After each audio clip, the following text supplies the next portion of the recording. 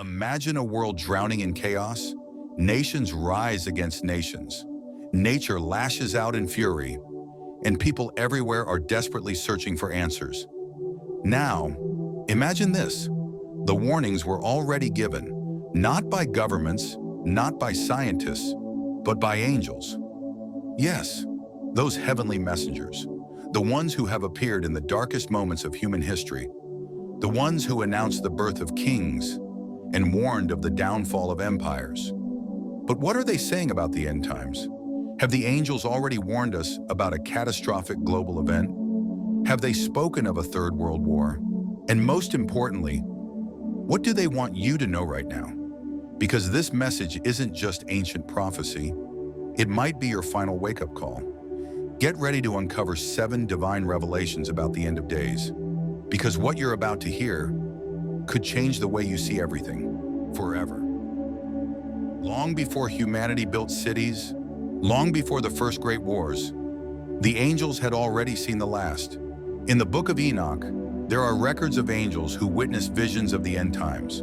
They saw fire rain from heaven. They saw the earth tremble. They saw kingdoms fall. But here's the chilling part. They weren't just shown destruction. They were shown who survives. Enoch was taken by God and walked among the watchers, those angels who guard the secrets of the universe. And they revealed to him that the end wouldn't come by accident, but by design. One of the angels said, "The final judgment is prepared. The trumpets shall sound, and those who walked in pride will fall." These angels weren't simply passive observers. They were messengers, warning the righteous, shaking the foundations of kings. They knew humanity would be blind to the signs. Wars, famines, and diseases would be seen as normal events. But to the angels, they were warnings, alarms echoing from heaven. They tried to speak to prophets. They tried to visit in dreams. Some listened, most ignored. But the truth is, the end has already been witnessed. And those who know the angelic message hold the key to endurance. Are you listening? Not all angels remain loyal, and not all wars begin on earth. The first war began in heaven, led by Lucifer. A third of the angels rebelled. But after their fall, they didn't disappear. They began to influence the hearts of men. They whispered to rulers. They encouraged hatred. They created division. In the book of Revelation, we're told that Satan, the deceiver, will rise once again, not with fire from below, but with ideas that divide the nations. And the angels know this. They've seen it before. What many don't realize is that fallen angels seek one thing: to destroy what God created. They want humanity to collapse, not just physically, but spiritually. The rise in violence, the confusion in truth, the hatred among brothers, these are not random, they're orchestrated. But the faithful angels stand ready. Michael, the great archangel, leads the heavenly army, and in the final battle, he will rise again. The war among angels will return, but this time earth will be the battlefield. And the question is, which side will your soul stand on? Revelation speaks of 7 trumpets, each bringing a divine judgment upon the earth.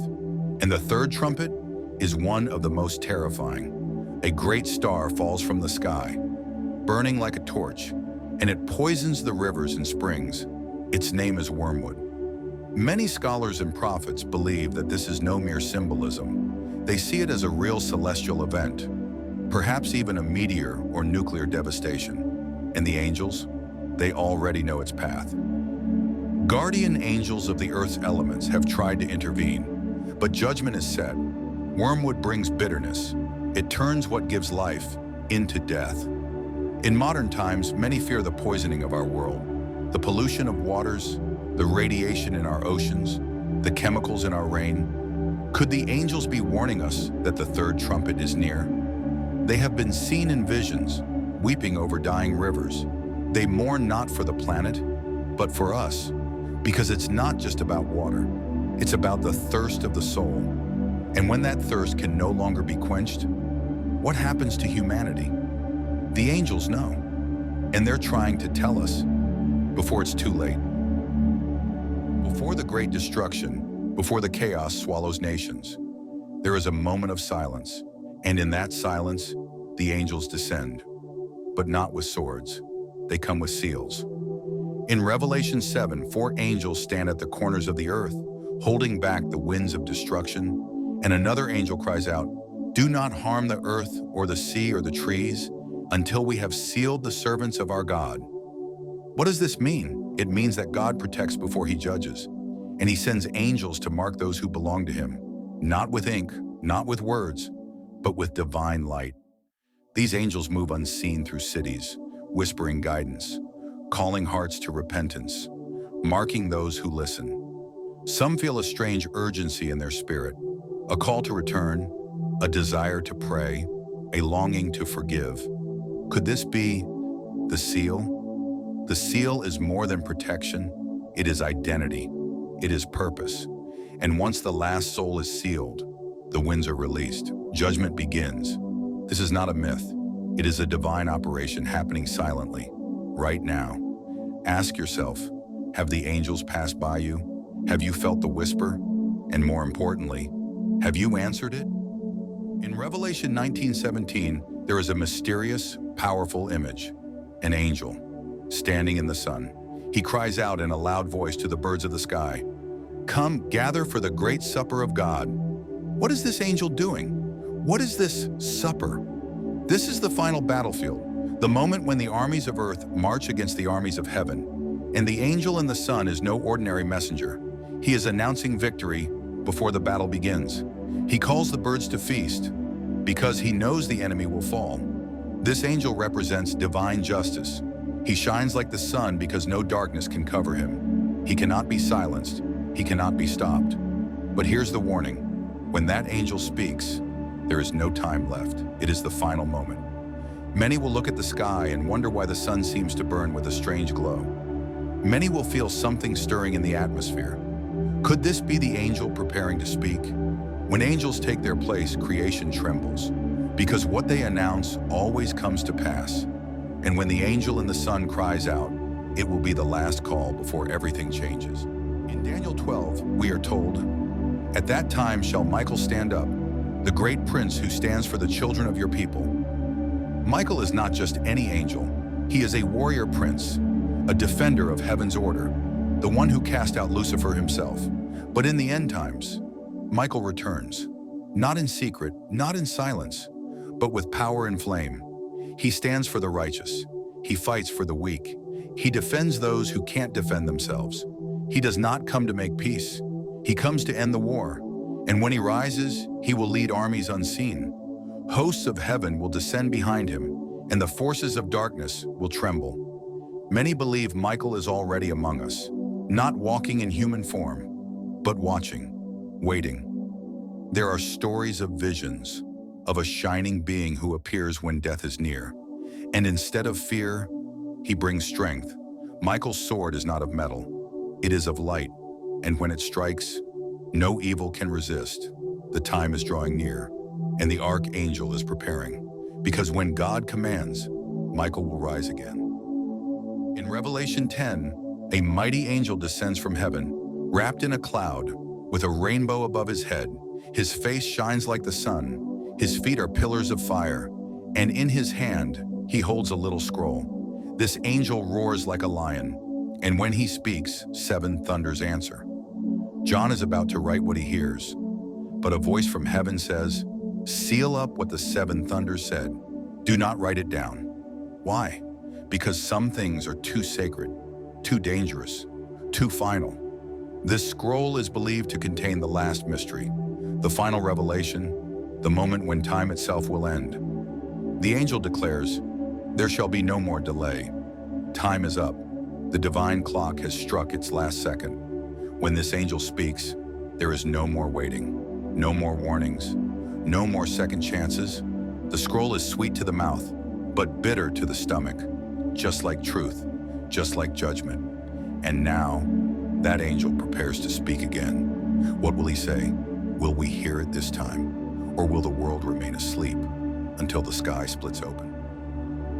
The warnings have been given. The signs are all around us, and the messengers of heaven have done their part. You've just witnessed the whispers of eternity, the cries of divine beings. and the voice of truth calling out in a world that has gone silent. The angels, they don't come to scare, they come to prepare. And now you must ask yourself, what will I do with this knowledge? Will I shrug it off? Will I forget it by tomorrow? Or will I look deeper? The world may mock, the proud may laugh, but heaven is not interested in applause. Heaven is interested in your soul. You were created with a purpose, and heaven has sent messengers to remind you of that purpose. The end is not just destruction, it is also a beginning for those who believe, for those who trust, for those who are sealed. Michael is rising, the angel in the sun is watching, the scroll is ready, the winds are being held back, for a little longer, but not forever. So ask yourself now, where does your heart stand? Are you ready for what comes next? Have you listened to the voice of your angel? Have you looked to the heavens with faith? Because it's not too late. Not yet, but soon the sky will open, the trumpets will sound, and you will remember this moment, this video, this message. And if you choose wisely, you will not be afraid, because you will know the angels walk with you, even through the end of days. If you've made it this far, I want to thank you from the bottom of my heart. You stayed with me through every message, every vision, every warning from the angels. You are not here by accident. This message reached you for a reason, and now I invite you to share your thoughts below. Tell me what touched your heart the most. Tell me if you've ever felt the presence of an angel in your life. Please give this video a like, subscribe if you haven't yet, and activate the notification bell, so you never miss the messages that heaven might be sending through this channel. And now, click the video that's appearing right here on the screen. It's a continuation of everything we've just uncovered. Another journey into the mysteries of God, the Bible, and the angels who serve Him. Thank you for watching. Stay strong, stay faithful, and may the angels always guide your path. Until next time, peace be with you.